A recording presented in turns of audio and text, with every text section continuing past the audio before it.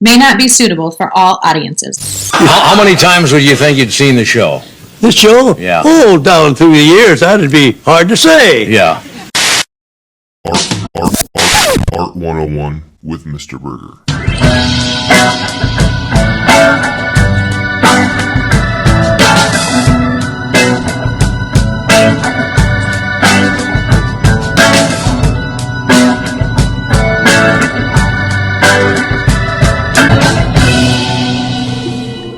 Scholars, welcome back to another episode of Art 101 with me, Mr. Berger, a professional artist, master educator attempting to provide the best in art historical content. If you like the content, like, share, subscribe, share it with your friends. Good karma will come your way. Say hello to the bad guy. So today I'm here at the FIGGE Art Museum in Davenport, Iowa. Let's go inside, take a look at some of those select items from their collection.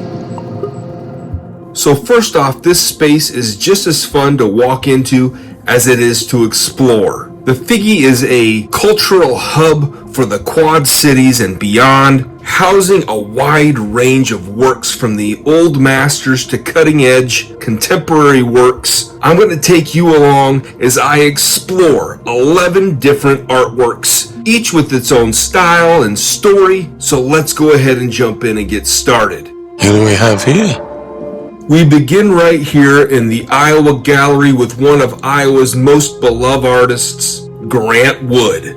Before focusing in on one of the finished works by Grant Wood, let's take a look at a study. During my visit, they had a couple of studies on display. First off, here's the study for the Stone City, Iowa painting, one of the iconic works by Grant Wood. You can see the evolution from the study to the finished product, just like you can see as we look at the fall plowing work from 1931. We see some revealing of very subtle changes, like the tree being replaced by the John Deere steel beam plow, the old school plow in the foreground. We also see the landscaping evolving from field to plowed land.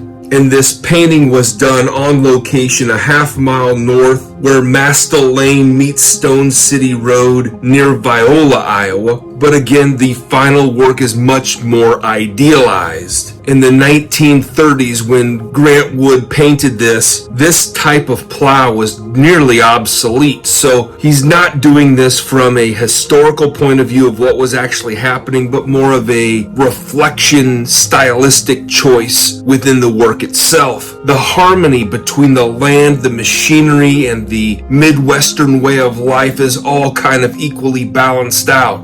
Grant Wood's smooth, precise style idealizes the rural landscape, celebrating farming as both hard work and poetry. Poetry, beauty, romance, love. These are what we stay alive for.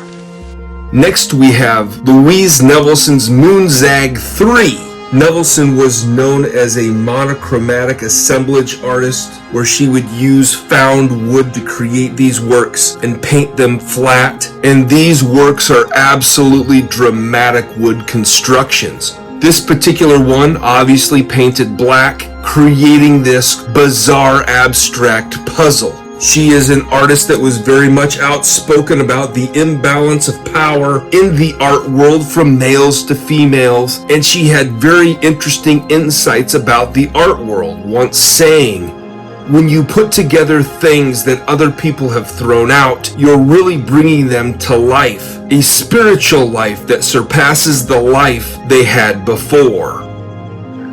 Man has struggled with it for centuries.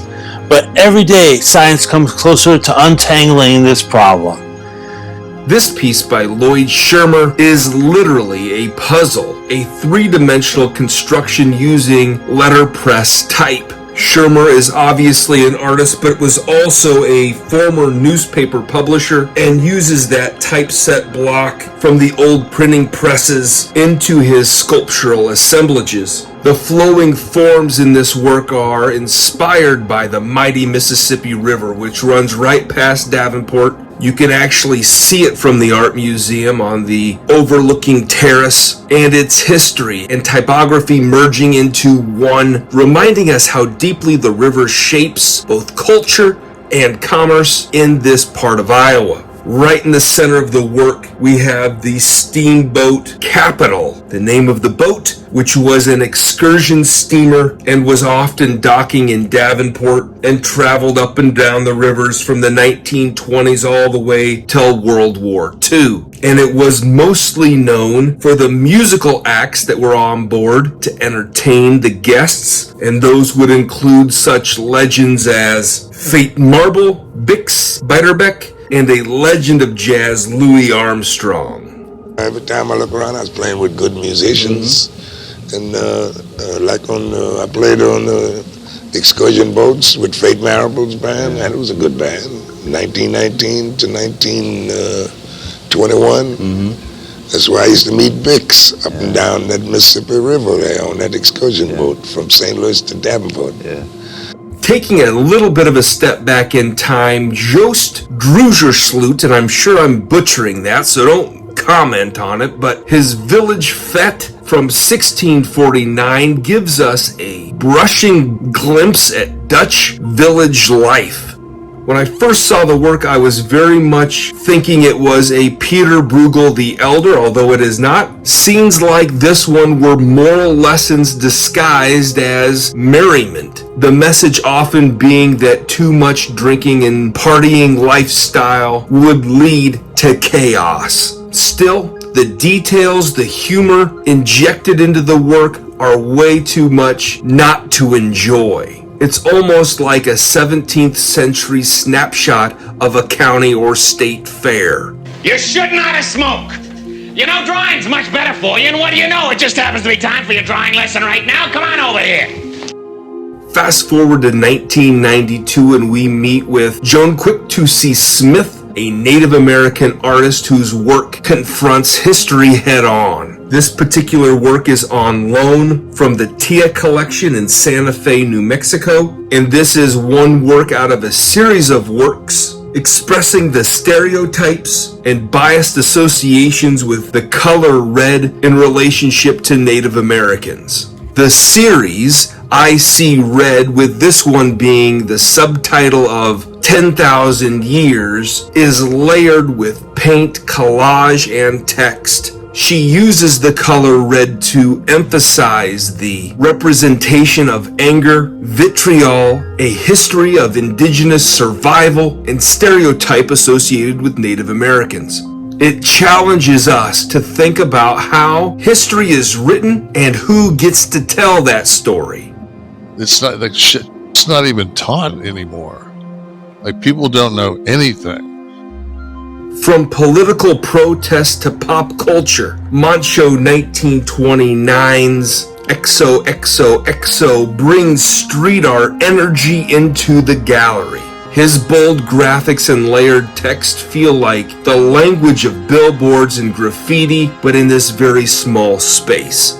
The work requires us to slow down and reflect on what's going on and think about our consumption of things in this pop culture, pop art sort of format.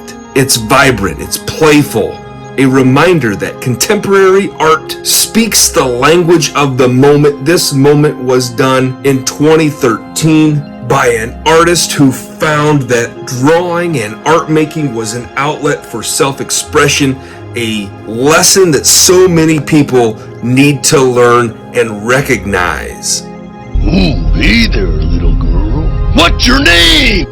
Here's a work from the Haitian painter André Normil. Jungle scene bursts to life. Colorful animals, dense foliage, layering of patterns and colors with this rhythm that feels almost musical. Normil is a part of the flourishing Haitian art movement from the mid-20th century with their everyday life sorts of scenes and myths and imagery that merge into these striking dreamlike works. And the FIGGE Art Museum has a great collection of Haitian works in their permanent collection that you can come and visit at any time. Got a personality like a dead moth.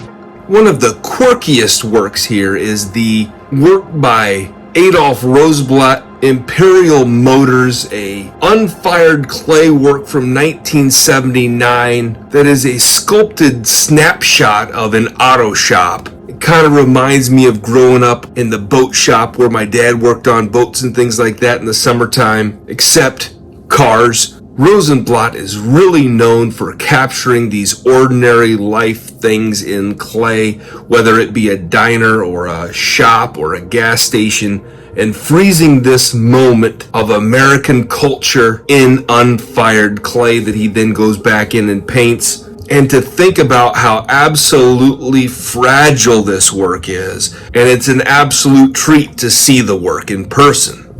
Excuse me, I'm trying to write a screen. Shush, woman! And here we go, stepping into the performance and video art of Martha Rosler's Semiotics of the Kitchen, a piece that was done back in 1975 where Rosler presents kitchen utensils as if she was teaching a course on the alphabet, associating different tools and appliances with letters of the alphabet. But instead of a cheerful instruction, there is frustration, there is a aggressiveness to the work. It's a sharp commentary on women's roles and domestic labor, using satire to turn the kitchen into a stage for feminist resistance. That's terrible. Yeah. For some reason, my son Hank is absolutely fascinated with peacocks lately, and this one absolutely sucked me in like a laser beam when I saw it. Fighting Peacocks by Hyatt Huntington, an artist who's known for her sculptural animals. She was one of the most prominent female sculptors of her time, and here we see two peacocks locked in this sort of elegant battle, this beauty, aggressiveness, captured in bronze. It's an absolutely stunning piece, and I know that Hank would give it 2 thumbs up. Boy, are we apart on this one. And finally, LaToya Hobbs, The Everyday, a 2020 work that celebrates Black womanhood, family, and daily life, especially during the time that she painted it during the pandemic.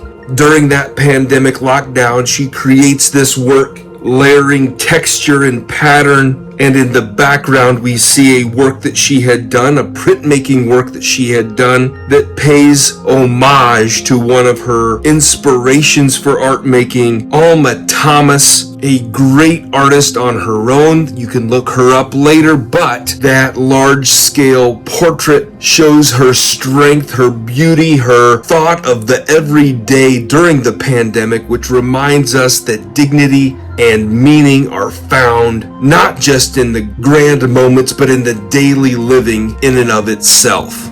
One begins to see that life is a kind of sowing time. And the harvest is not yet here. So there you have it, 11 works from across the centuries and styles, all here at the FIGGE Art Museum in Davenport, Iowa. We've seen rolling hills and protest and birds in battle and everything in between. This museum has a little bit of everything for any art lover or enthusiast. If you find yourself near the Quad Cities, I highly recommend a visit to this one-of-a-kind art space. I hope you enjoy that as much as I love being able to bring it to you. Make sure you like, share, subscribe, and we'll see you next time. You have yourself a great day.